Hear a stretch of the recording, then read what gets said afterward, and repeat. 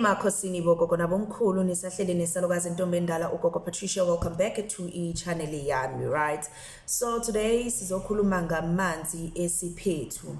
So we all know that kunabantu who are gifted in both ways, both ngobungoma nesithunywa, right? Then kunalabo aba gifted ngobungoma kuphela, kunalabo aba gifted ngesithunywa kuphela.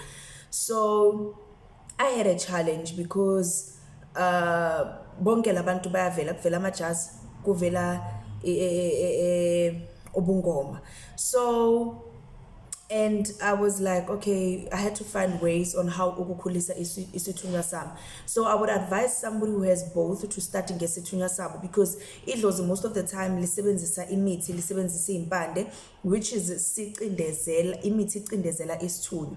So and idlozi most of the time malisebenza lona lifuna ukuba in charge, then isithunywa sizithubile. So before uthinta yonke imithi engalunganga, before uyenza konke okunamagazi okunento eziningi ala ngesithunywa. So one of the things that helped me ukuphakamisa isithunywa sami was amanzi esiphethu. Amanzi esiphethu, it's that water that comes from the ground, like spring water, I don't know. So akusamanzi angenayo, so phansi kunamanzi apopha from, it's like clean water popping out emanzini, right?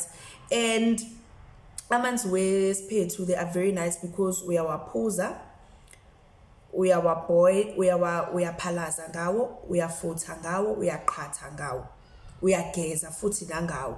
The nice thing is the fact that you can drink lawo manzi aclean. Akusamanzi womfula la mhlawumbe kuneswiriji khona, or la abantu bagezela khona wena soyafaka uyaphuza. No, that's clean water coming from the ground.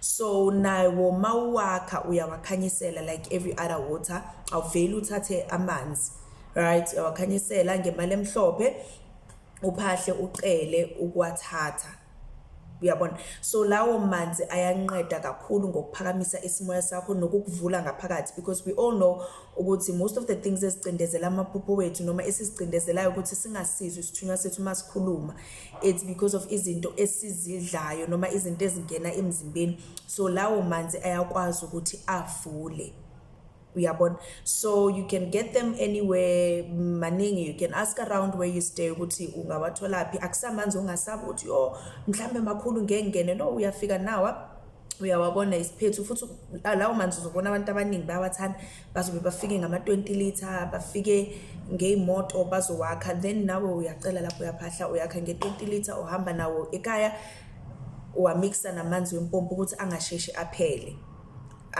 aphele, right? Kuba amanzi owajwayelayo ukuthi wena uyawaphuza ugeza ngawo. I hope you understand.